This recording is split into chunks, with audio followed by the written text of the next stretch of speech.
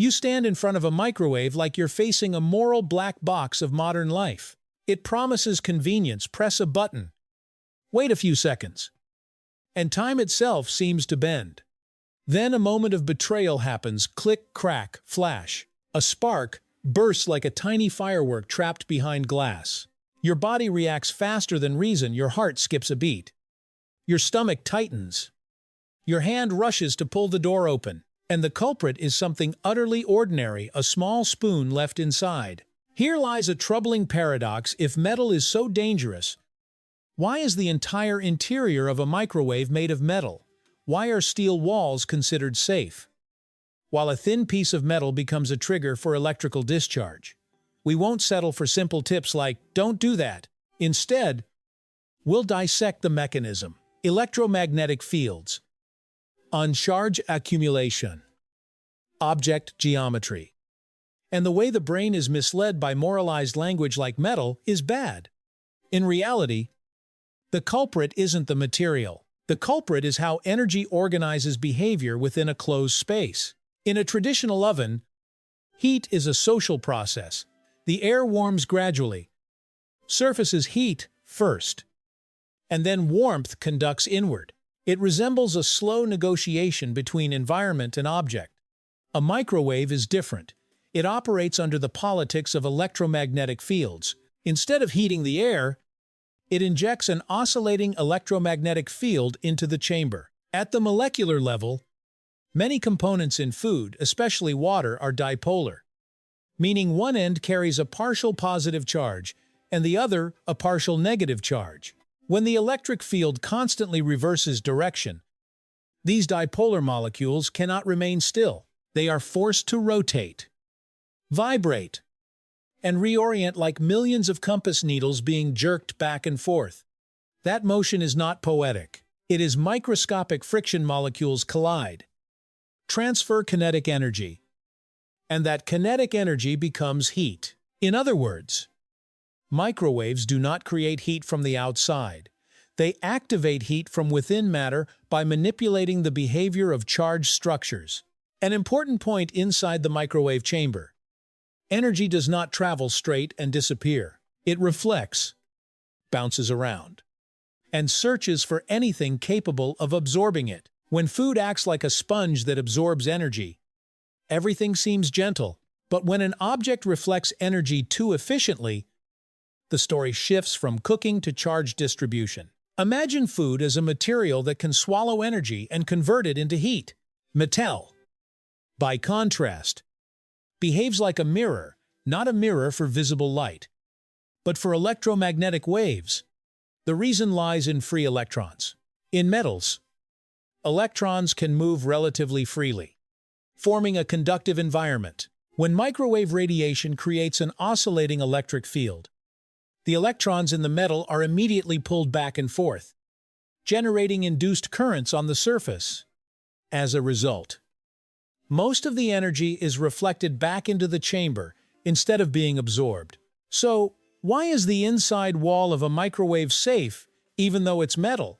Because it is metal designed as a boundary, a large, relatively smooth, fixed surface, properly grounded and structurally integrated, acting as a Faraday cage that keeps the waves contained. It is like a fortress wall, large, stable, governed by rules. A fork, on the other hand, is metal with aggressive geometry, thin, elongated, with multiple sharp points and random positioning. Those sharp tips concentrate electric charge intensely. In electrical physics, pointed shapes are where electric fields can become locally amplified, like forcing a crowd through a narrow doorway. Density rises. Tension rise. And when electrical tension becomes high enough, air, something you perceive as empty, suddenly becomes a medium that can be ionized. That's when you see a spark. People often think a spark is just a tiny flame. In reality, it is an electrical discharge, a moment when the electric field becomes strong enough to tear apart the neutral structure of the air. Under normal conditions, air is a relatively good insulator. Its electrons are bound. The molecules do not naturally conduct electricity. But if an electric field becomes sufficiently concentrated, something that often happens at sharp edges, pointed tips, or where two metal surfaces are very close together, it can ionize the air, pulling electrons away from molecules.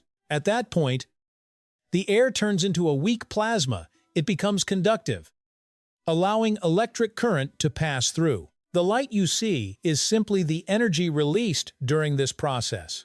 What makes this concerning is that a microwave oven is a space where energy is constantly bouncing back and forth. If a piece of metal creates a region of concentrated electric field, it doesn't just spark once and stop. It can trigger a chain of repeated discharges, causing localized heating, burning paper or cardboard, or damaging the interior coating and components of the cavity.